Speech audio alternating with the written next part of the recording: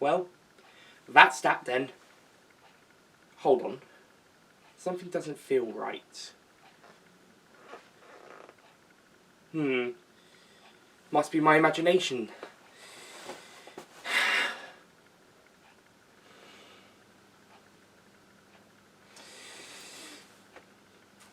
What? What?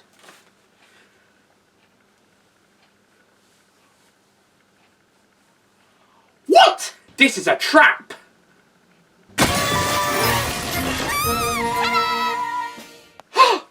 It's the space pirates! It's back! Ah! Who am I?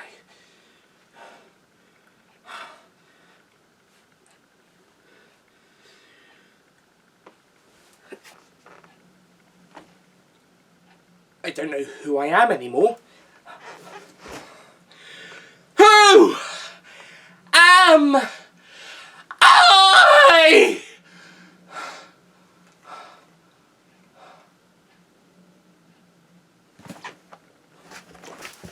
Oh, that's right. I'm Nick of the Whoniversals, and you, hello there, are the Space Pirates, my least favourite Doctor Who story.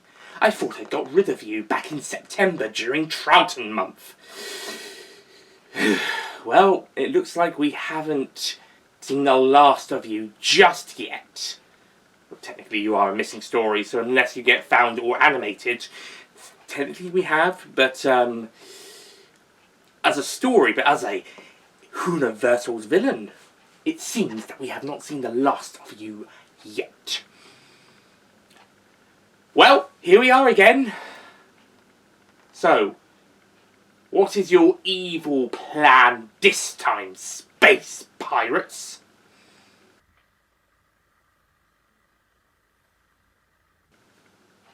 Will?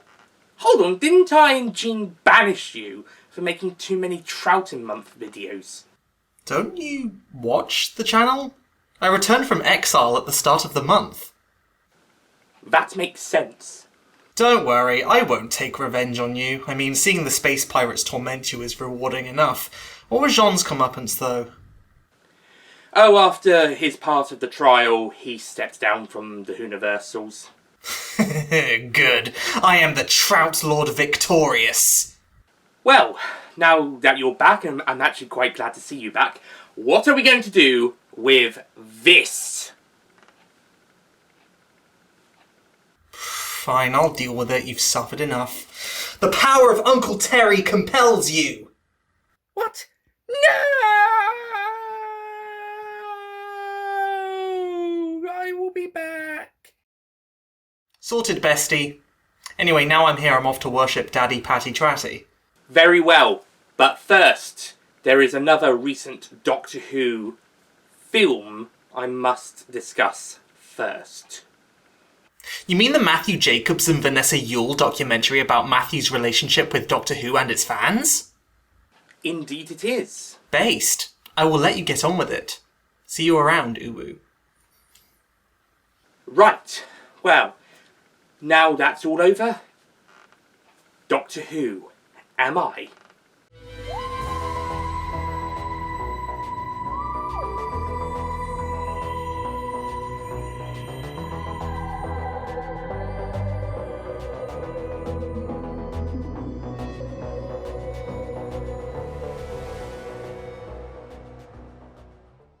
Hello Whoniversals fans, Nick here, and welcome to my review of Doctor Who Am I, which is the Vanessa Yuile and Matthew Jacobs produced and directed documentary about Matthew Jacobs, writer of Doctor Who, the movie.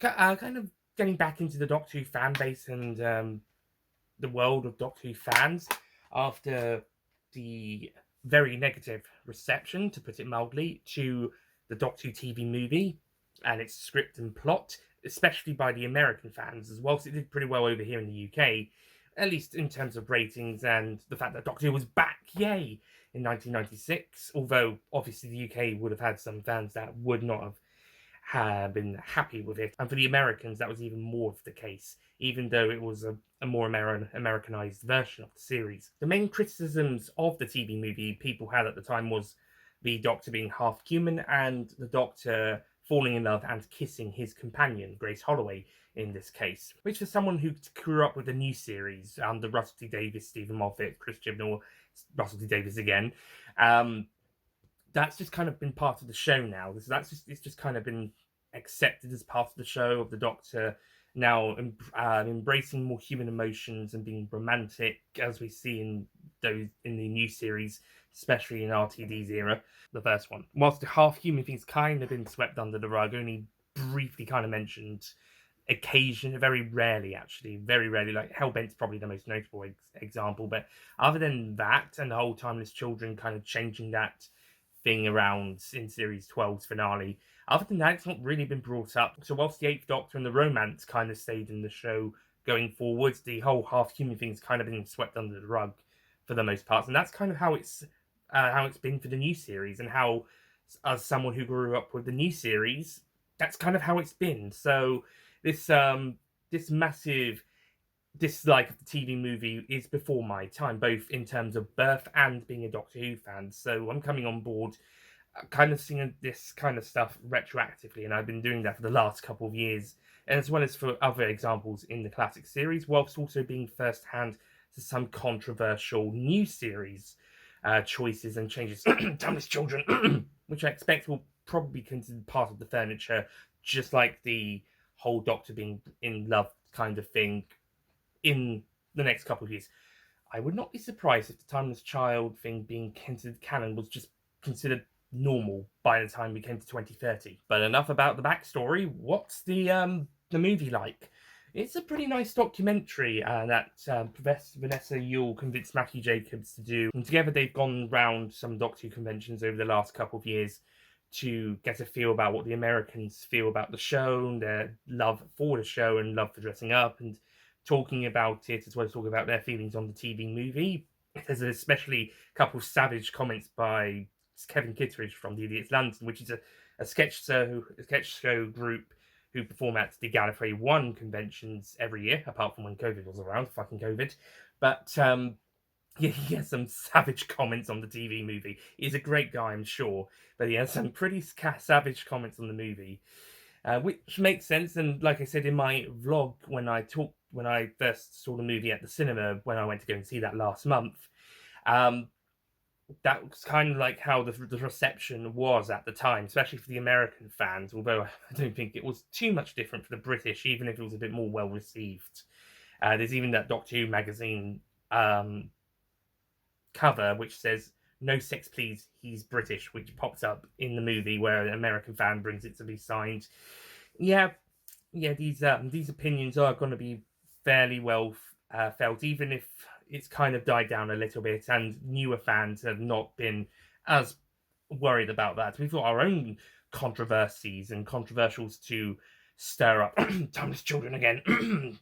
But it's great to see Matthew Jacobs getting out there into the community that he used to be himself kind of part of. Maybe not to this extent, but Doctor Who was a big part of his childhood, with his father, Anthony Jacobs, appearing in The Gunfighters. So he is on the cover, he's there. As Doc Holloway, a historical figure. And Jacobs went to see the making of that. He says in the movie that was one of his birthday treats. He went to go and see, or his birthday treat, he went to go and see the making of The Gunfighters and watch his dad perform on set. And he recalls some of that Doctor Who was a part of his childhood to escape some of the not so nice parts of life, which he notes that many people kind of get involved in the show, and it's a way to get away from those parts of life and to embrace the fantasy and science fiction world of the show. And he started to come back and embrace some of that following the reception of the movie and hiding away a bit from the fans, and now coming to conventions and meeting fans and seeing what they do and what they like about the show and why it means so much to them, and talking to a couple of notable fans, as I mentioned, Kevin Kittredge and also Bob Mitch from Idiot's Lantern. There's a lady and there's a husband and wife duo he meets who have had a daughter named after Billie Piper, and they appeared on the Graham Norton show.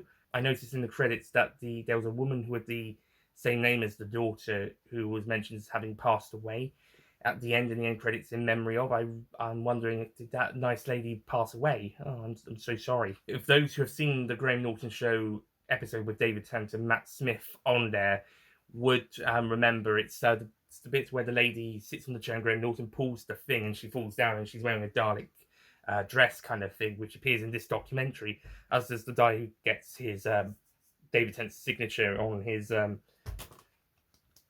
bit of the arm written on.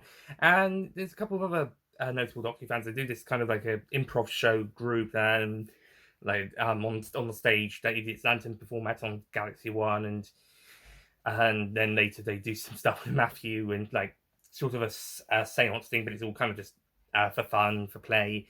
And there's this guy who Bob Mitch knows can create stuff. I'm wondering if that's who made that Sideman stuff that appears in some of their videos. And it's interesting to see some of the stuff they make and them talking about it. And also some people who kind of do some kind of I'm not sure exactly what it is, but they kind of do a kind of competition about reenacting some stuff, or bringing their characters to stage and doing their own little performance things and in costume. And it's pretty interesting.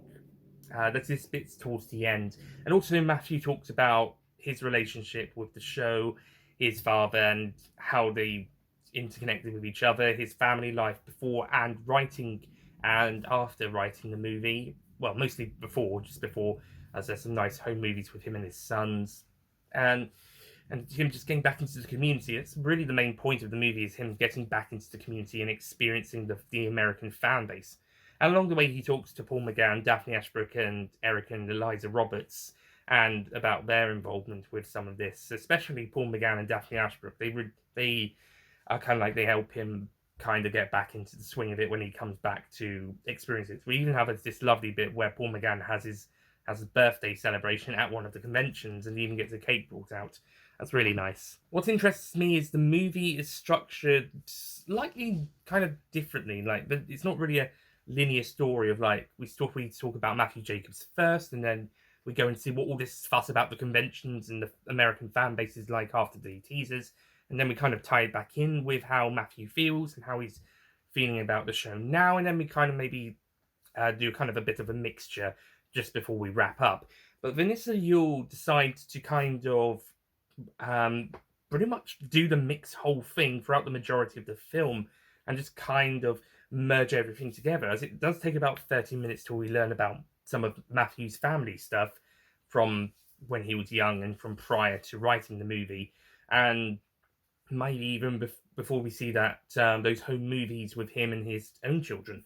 It does spend that first half hour setting up him and his relationship with the show, and then all glossing over the American families. There's a good about 10 minutes, around the 20 to 30 minute mark, before we then jump back into Matthew's relationship with his father and his not so very nice childhood, or shitty childhood, as he puts it. So it's interesting that Vanessa Yuile and or Matthew Jacobs chose for the documentary to be that kind of style, and then as we go along, we do get a bit more of each at portions throughout the movie.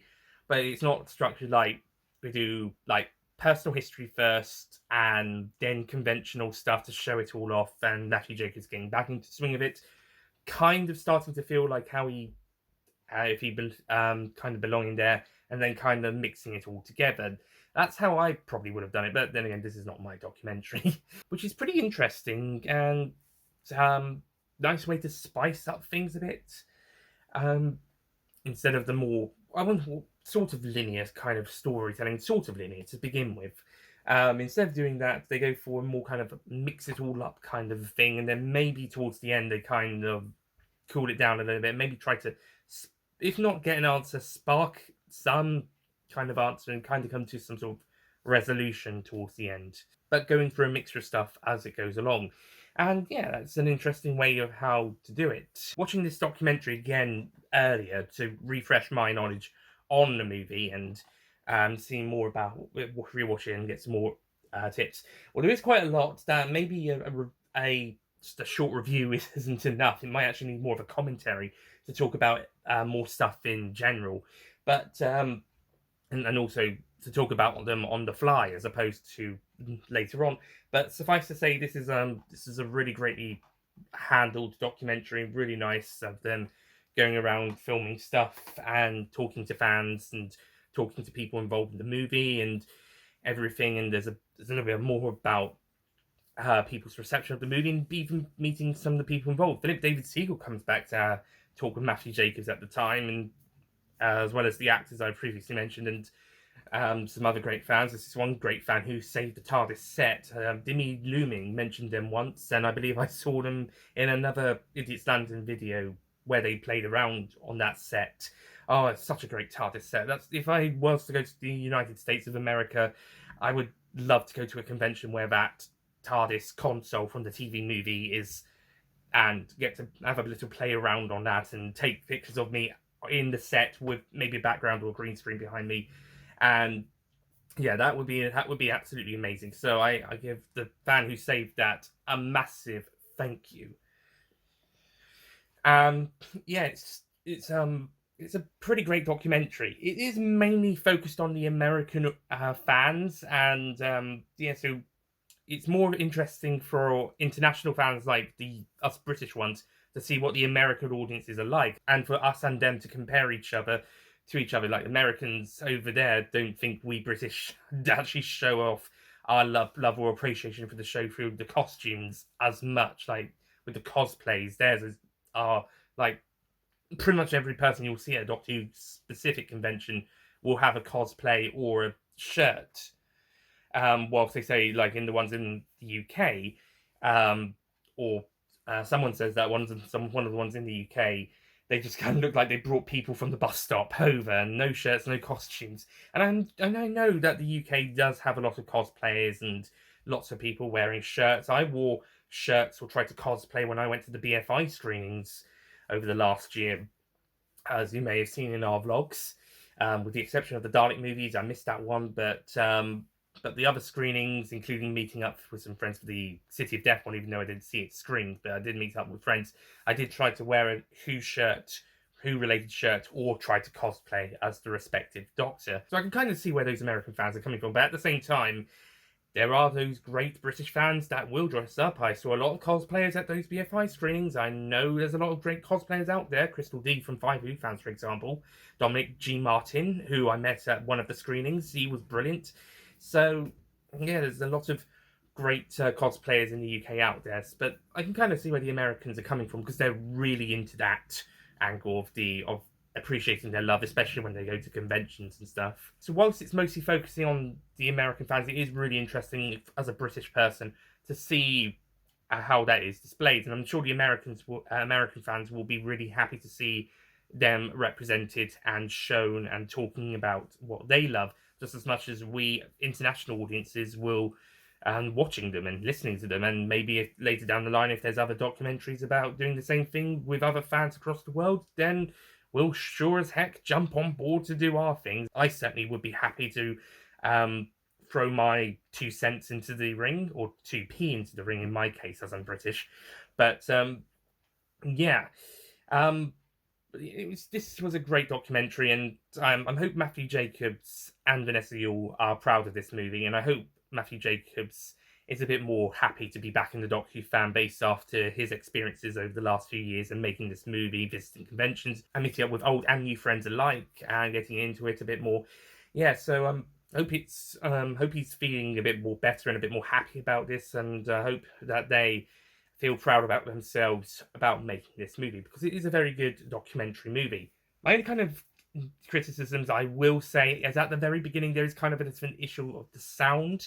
But that may be due to kind of them testing the water, or maybe one of the camera qualities isn't so great. I didn't really pick up on it in the cinema, but when I watched it on the Blu-ray at the start, there was a bit of an odd sound thing, kind of sound mixing. Well, not so much mixing, but just that the talking stuff was a bit quiet, and then the music and the clips and stuff was a bit loud. But as the movie gradually processed those first couple minutes, it kind of just got stuck to that, and then the dialogue, talking, and all that stuff. The sound for that was fine, and then it just kind of went on from there, and it was fine. It was great. So I'm not sure what was up with those first couple minutes on the sound side, but whatever it was fixed for later on, and it was otherwise a really great movie. Didn't have any problems with time when I saw it in the cinema, because I'm a very time conscientious. When people look at their watches, then it's usually because they're bored or waiting for the time. With me, it's time conscientiousness. So I would check the time of when it's starting and when it finishes, and what time we've got, where it is now and there, and how it's been and how long to go. When I watched this one, it was 40 minutes into the movie before I checked the time, and that was about halfway through, 50 minutes. So we went through quite a bit of the movie the first time round before I had to check, before I wanted to check what time it was. Not so much because I wanted to know when it was finishing, I just wanted to know what the time was. 40 or 50 minutes. That's how good this documentary is. I didn't need to worry about checking the time for 40 to 50 minutes because I was invested and engaged in this documentary, and I was enjoying myself. And in an 80-minute documentary that for some people could find a bit slow, and there could be some moments that felt it could feel a bit more slow. It definitely started to feel a little bit slower towards the end, but there's always something more interesting going on. Like, there's more stuff about Matthew's past and him talking about it, or how it feels to his personal side, or we're going to go back to those conventions and see some more of those fans having a good time. There's always something interesting going on, and it's always absolutely brilliant. On the Blu-ray, it's a little bit different because I've got the time on the Blu-ray, and as I was watching it downstairs, there's a big bloody clock on the wall, so I could easily watch the times from there. But again, that wasn't a problem because I was having a good time with it when watching the movie. And yeah, so overall, Doctor Who Am I is a pretty damn brilliant documentary. I did consider a 9 out of 10 score, but with the only problems being that little sound issues at the start, which kind of disappeared not too long afterwards, and maybe there's a little bit of slow bits now here and then, but ultimately there's always something interesting, or there's something important or notable on screen, or it's not very long till something does happen that's important, notable, or interesting. Then it's more of a nitpick than a criticism. So this movie is pretty solid. In all honesty, it really depends on your investment in Matthew Jacobs' story, the American fan base, the TV movie, and its the reception it had at the time, as well as how people feel about it now, and how long you can, if you can take an 80-minute documentary. But overall, this documentary is definitely really nicely well made and really well handled. So I will be giving it a nice 10 out of 10 score. It's a nice little documentary film that basically brings the fans together and nicely re-energizes and reintroduces this previously once reviled person just for doing something people didn't like. Jeez. We don't do that nowadays, do we? Christian haters. But yeah, it's great for Matthew to come back to the fan base and re-experience it and re-energize with it after all those years of worrying about his life. Philip David Siegel even recounts at one point he was even assaulted by an angry fan not too long after the TV movie aired, like a year or so afterwards at a convention. So yeah, they don't go away and hide for no reason. Because we fans are just as easily as savage as we are wonderful. Don't we know it? But yeah, this was an absolutely lovely documentary, and I'm sure it'll bring the fans together. Apart from the Jodie haters, because there is a clip of Jodie Whittaker's reveal in there, so they're automatically going to despise it because she's in it. And sadly, that was not a joke. Even if there was no Jodie, I would not be surprised if there was some of those people still having a go at it for one reason or another. That wasn't merited. Again, there are some savage fans out there, just as much as there are some wonderful ones. Luckily, this documentary only talks to the wonderful fans. Even the ones who may have a couple of savage opinions on the TV movie, they're still nice people. And to wrap up this documentary, I'd just like to give Matthew Jacobs and Vanessa Yuile a thank you for this documentary and congratulations on making it.